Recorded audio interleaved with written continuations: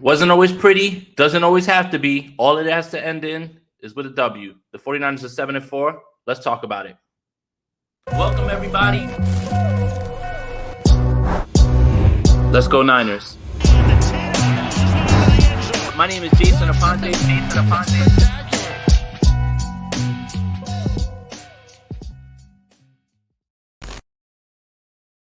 What's up, 49er faithful? Jason Aponte back, post-game show. 49ers win 13-0. Wasn't the prettiest. Who cares? It's still done. 7-4 moving on, and now the shift moves on to Miami next week and how severe some of the injuries are. Let's talk about it real quick. Spencer Burford left this game. Elijah Mitchell left this game. Jimmy looked like he got a little tied up on his knee. He finished the game. That's fine. Christian McCaffrey was working something out. Fairly certain that there's going to be injuries that they'll pull up at the end of the post game, but not here to talk about the negative. Two things that you want to keep in mind. The 49ers streak of not allowing a second half point continues. In fact, they didn't allow a point all game. And Jimmy Garoppolo didn't throw another interception, so that's 4th Street. And I know what you guys are going to say. Just yell, go ahead and go for it. Did sort of happen, okay? Just want to say that, okay? But the 49ers win. Wins are wins. Right now, Seattle and the Las Vegas Raiders are in overtime. So we're going to find out if the 49ers take over sole possession via the record and not the tiebreaker. Let's see what happened. But I guess this is the best place that we can start. What happened with the offense? Yeah, I think two things. Let's give the Saints credit, right? Getting Davenport back, getting Cameron Jordan back, it invigorated this defense. They came out with a very good plan. Dennis Allen had a very good plan. They were winning in the trenches early on. So it's not so much that, okay, yes, the 49ers didn't execute certain plays, but they were stymied early on. So I think it's okay to give credit to the New Orleans Saints, man. They came in with a good game plan. I think they knew what was right in front of them. With a win, they would have taken a share of first place because that division is god-awful. The Tampa Bay Bucks lost. So they understood what was in front of them. They were good defense. I mean, that's what it is. The 49ers scratch clawed. When things are not going well, those are the times that you're tested the most. And if you can find a way to win games, good teams do that now. You move on and you just get out of here, and we just got to hope that these injuries aren't as bad as anybody thinks. So, Gammon, thank you for the donation, buddy. Alvin Kamara sorting through Levi Stadium's lost and found bins for his soul. 2 fumbles in this game. And, look, the defense is what we thought it would be. Absolutely. Always. Shout out to D'Amico Ryans. I'm going to be really sad when you move on. But the Saints did have a lot of blown opportunities. I mean, those 2 fumbles that you mentioned from Kamara, they had so many opportunities in the end zone. A drop pass hits Juwan Johnson in the face. Taysom Hill drops a pass as well, too. There was just clunky play. That's just kind of who the Saints are. They've been this year, unfortunately. And as a Saints fan, that's got to frustrate you because nothing really changed. But at the same time, good teams execute. They find ways to get it done when things aren't going well. The 49ers did. They made plays. They made stops in the red zone. They turned the ball over, something that this defense didn't necessarily do as much last year. But credit Hufanga, credit Warner. All those guys are flying around to the ball and making plays at timely times, so in timely moments. And I understand there's hesitance, right? There's hesitance to say, well, you're not going to be able to do this against better teams. That's fair. But to get it done is just how you got to get it done at this point. Every game's not going to be the same. Things aren't going to go to plan, and you've got to find a way to scratch and claw and win. That's 4 straight for the 49ers. I think that's the real takeaway from this. Michael, thank you for the donation. Sometimes you just need to win ugly. Yeah, sometimes you just need to win. That's it. Find a way to win. This will get dissected, and people will say, well, this happened, and, coming off of this game, and if you play a different team, well, I'm not here for ifs right now. You can say that there's things that need to be cleaned up. No team is perfect. That's fair. But find a way to get it done.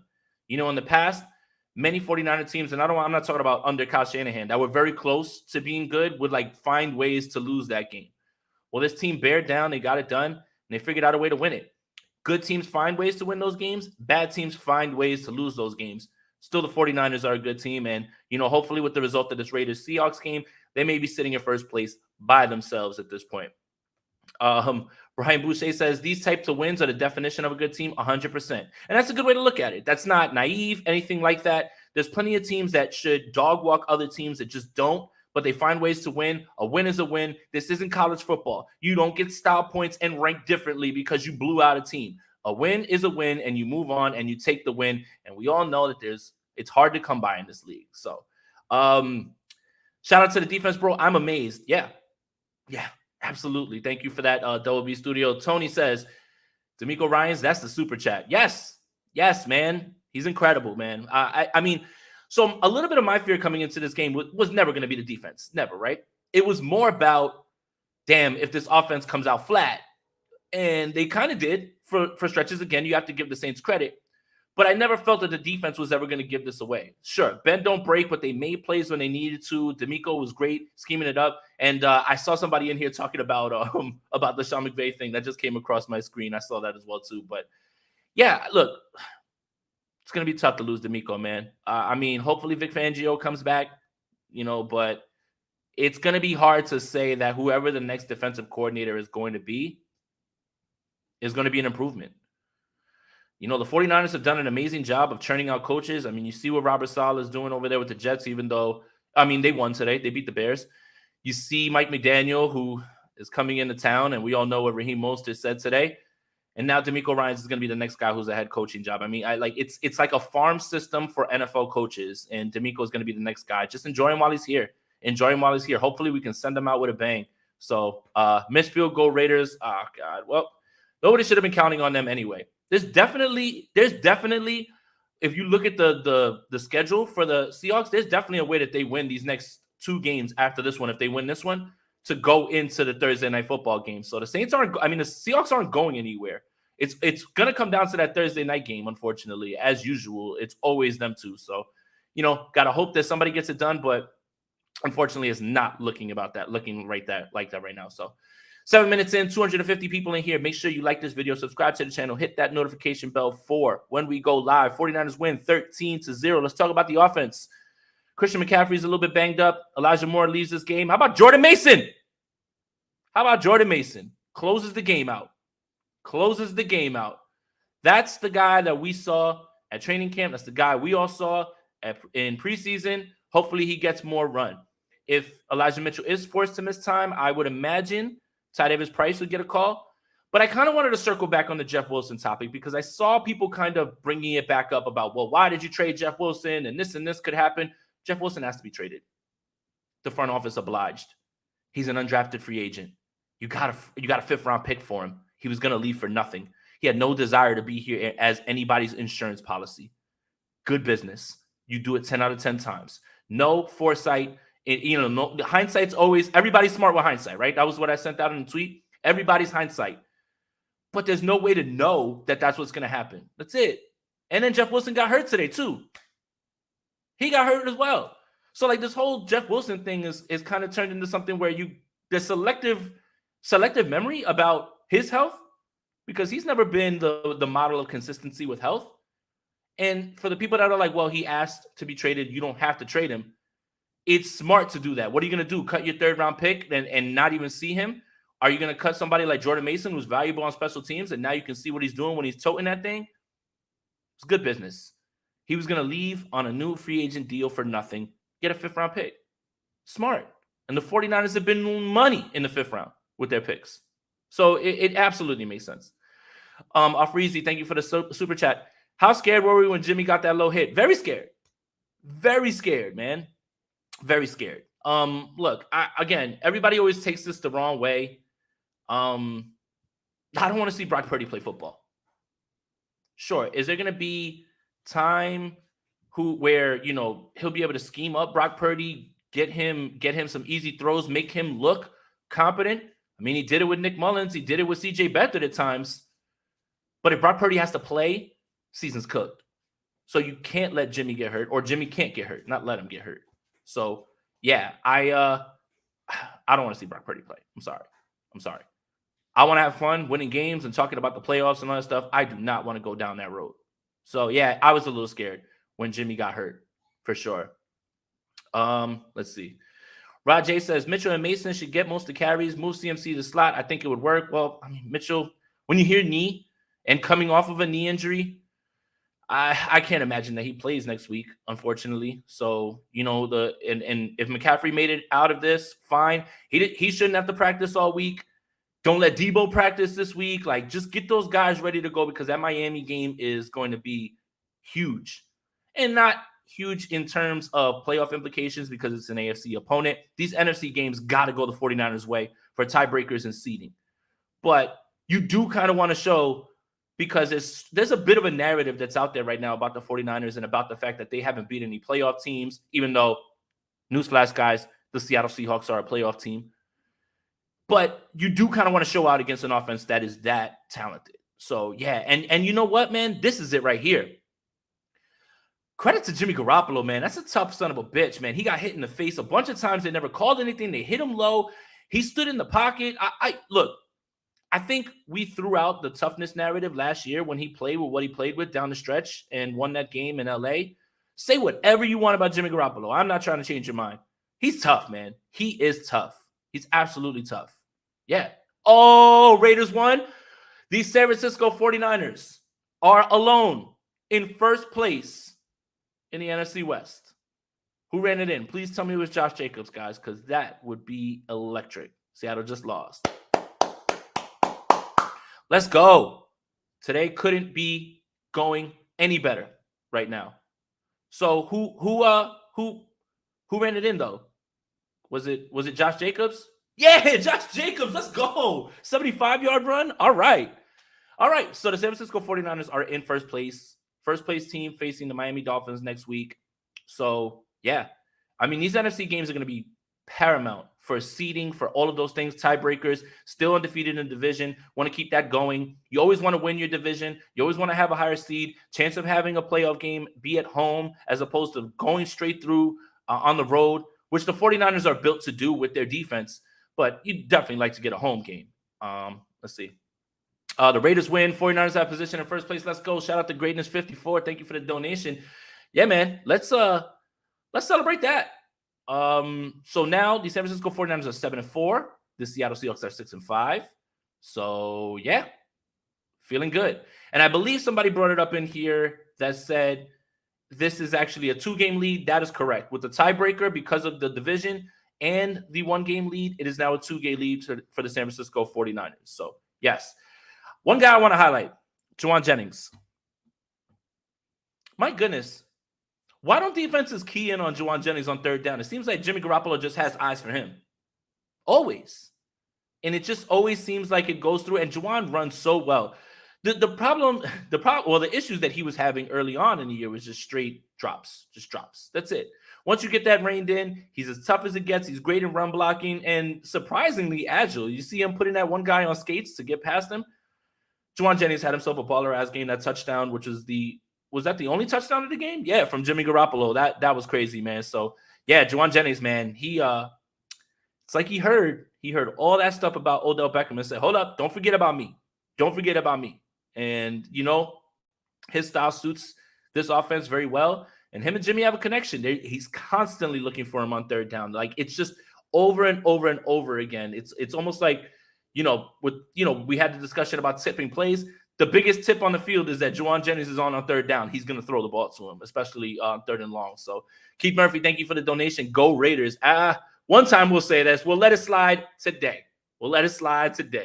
And it was Jacobs. Let's go, Keith Murphy. That is such a big look. I'm going to check my score and probably get disappointed. I've been getting blown out or whatever. I haven't had a good day today in fantasy. So thank God the 49ers held it down. Thank God the Seahawks lost.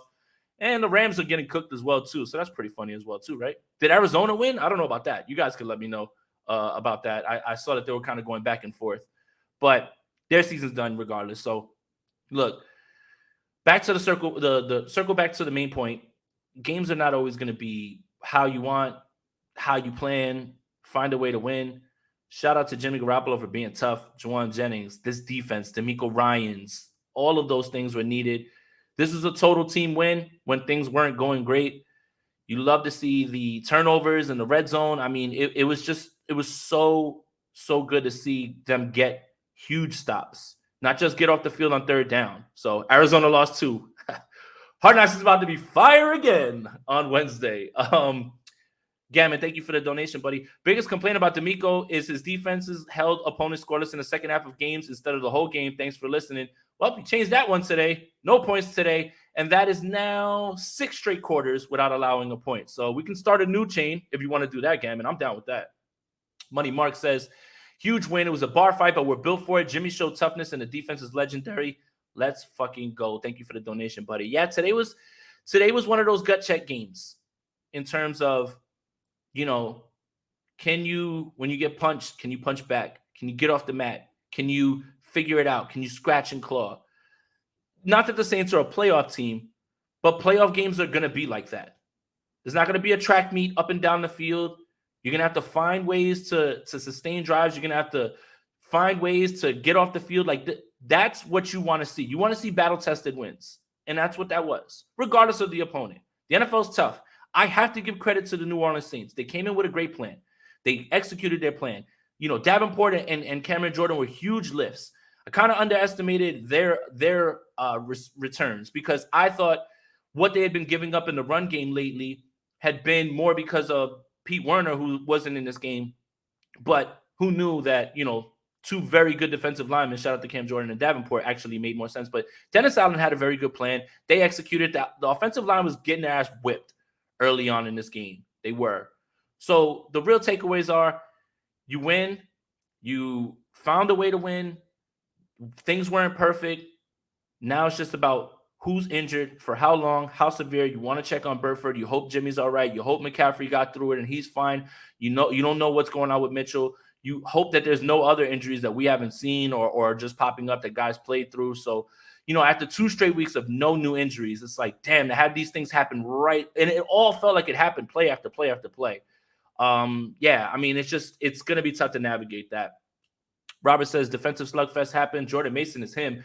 Feed my guy. Feed my guy. That's another reason that they probably were okay with trading Jeff Wilson, man. Feed my guy. Feed my guy. And Ward, did he return? Yeah, Jimmy was out there at the end. But again, it's okay to say that the 49ers have things to clean up. They can execute better.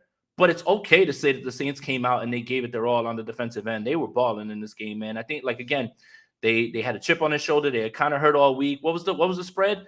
9.5. Well, they covered it, but they heard all those things. And early on, it looked like it was going to be a dogfight it was a dogfight for the entire time, but you had to figure if they put those points on the board and kind of sent the offense back out there, you would have that uneasy feeling. Fortunately, the defense played well at the end there, got those stops in the red zone, you know, and the Saints did drop passes. They fumbled the ball. That's why their record is, you know, and you know, if I could steal another cliche, you are what your record says you are. And that's what the New Orleans Saints are. So, yeah. Shout out to everybody in here. 432 people, almost 20 minutes in. Make sure you like this video, subscribe to the channel, hit that notification bell for when we go live. A lot of content coming this week. A lot of things to talk about. A lot of storylines. I don't know if you guys know. The Miami Dolphins head coach used to be the offensive coordinator for the San Francisco 49ers. I don't know if you know, Raheem Mostert has some things to say. He used to play for the 49ers. So did Jeff Wilson. So did Trent Sherfield. So did River Craycraft. Lots to talk about. We can talk about so many things this entire time. Clutch D, Huff, Warner, and Bolster shutting it down. Thank you for the donation, Hang Guy. Absolutely. But it's this next game. We have no shortage of narratives. You know, the people that are the lowest on Kyle Shanahan are sitting and waiting to see how this game plays out. Because if the Miami Dolphins come in here, all right, I'm not going out on a limb here. The Miami Dolphins are going to score points in this game. They probably won't get shut out. But the Kyle crowd, the people that are low on Kyle, they're going to come out and they're just going to hammer. The Mike McDaniel was the secret sauce. Look at their offense. Look at this. Look at that. So we got to see. We also have to see what shape they're going to be in coming in. Raheem Mostert missed this game with an injury. Jeff Wilson got injured during this game. Teron Armstead hurt his pec. If you guys saw Ian Rappaport and Adam Schefter's report, I think it was Ian Rappaport that said he will miss time. So Teron Armstead, very, very good lineman who used to play for the Saints, coincidentally, not going to be available for this game. So that's a big boost for the offensive line. For the defensive line. Hopefully, Eric Armstead's back. Seems like he's trending that way. They can certainly use him. This stat that was actually brought up during the game, I had to look it up because I couldn't believe it.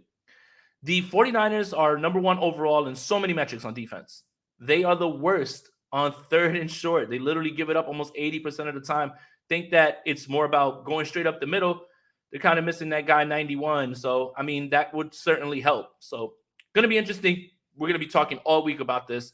Make sure you guys like this video, subscribe to the channel, hit that notification bell for when we go live. And yeah, I mean, the NFC West lost as a whole.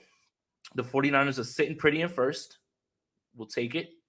Yeah, and thank you, Will. And you know, to get back to Miami, so much scheme is one thing, right? Scheme is very important. Scheme is probably the most important part, right? 65, 70% scheme. 30% is the personnel to carry it out. You can have all these guys running around, but if they're not as fast as Tyreek Hill and Waddle and Mostert and moving around and keeping guys on their heels, then the scheme is what it is, but they don't have anyone to execute it. And I think a lot of people lose sight of that when they see those, because they're just like, oh my God, McDaniel. Yeah, McDaniel's playing around with shiny toys. And Tyreek Hill is all world. Jalen Waddle's a baller. Tua's playing very good football. I said it earlier on the PlayStation, on the pregame. See, I bought a PS5 and now it's like stuck in my mind. I'm just waiting for it to get delivered. I said it during the pregame show. You know, Mostert's comment that I didn't really have a problem with what he said about, you know, being rushed back by the staff for injury or anything like that. I think if anybody knows the staff, he would. What kind of got to me and I felt was a slight was, well, we have a quarterback who can actually sling it. When you say actually sling it, it implies that the guy that you were with last year can't sling it. But I would argue Tua and Jimmy Garoppolo are one and the same, meaning facilitator, get the ball out fast, get it to your guys so they can run, execute the offense. Not a game manager, but more of a point guard than anything. And that's what Tua is doing at a very high level right now. That's why there's even people that are trying to argue about the fact that Tua is better than Justin Herbert. I don't believe that, but Tua is playing very well, and he's executing the offense. So yeah, he's like just like Jimmy, in my opinion. In my opinion, he's just like Jimmy in terms of just getting the ball out on time, making sure that you hit it to your guys on stride so they can make moves, make guys miss. Not really a deep ball thrower, but I will say this: if the guy's running wide open, and we saw Jimmy miss on the Christian McCaffrey throw, Tua is a little bit more accurate hitting those. I will say that. But yeah, I mean, for Mostert to say, oh, well, a guy who can actually sling it, I mean, all you had to say was, I love what Tua's doing. I love this offense. I love what we're like. It felt like that's the one that felt like a slight. All that other stuff about injury, no problem with it. You know, I'm sure the 49ers wanted him to play. I'm sure he didn't want to risk it. I'm very pro player. Get your coin. Don't let anybody ruin you, because when you're ruined and no one can use you anymore, they'll just cut you. And you do have to look out for your family. So yeah, I mean, I have no problem with that. It was just more about the comment about, well, we have a quarterback who can actually sling it. Kind of implies that he doesn't believe that Jimmy Garoppolo can sling it. And I just feel like him and Tua are pretty much, they have the same type of game. They have the same type of game, in my opinion. So, all right. 23 minutes in, 470 people in here. Make sure you like this video, subscribe to the channel, hit that notification bell for when we go live. Shout out to everybody in here, man. Shout out to everybody for the super chats. I think I'm going to end it here. Guys, enjoy the rest of the win. You know, the rest of this Sunday, you got Philly and Green Bay next. The NFC lost. The San Francisco 49ers are in sole possession of first place. The Seattle Seahawks lost. The Los Angeles Rams lost. The Arizona Cardinals lost. Sucks to suck. Wouldn't know about it. So I'm going to let you guys go. Thank you guys for tapping in with me. As always, let's go Niners. Welcome, everybody. Let's go Niners. My name is Jason Aponte.